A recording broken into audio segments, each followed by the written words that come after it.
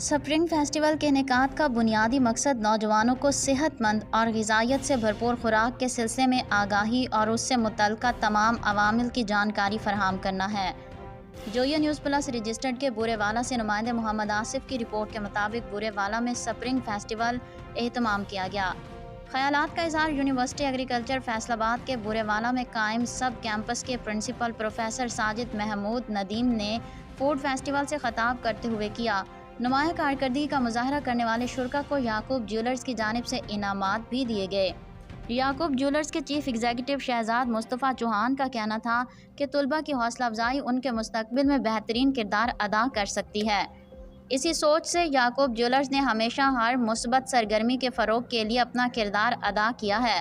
तकरीब में principal government post graduate college doctor Mohammad Akram Bhatti ने बतौर मेहमान ख़ुसूसी शिरकत की और डिबेटिंग क्लब के ज़ेरे एहतमाम प्रोग्राम में ख़ताब भी किया।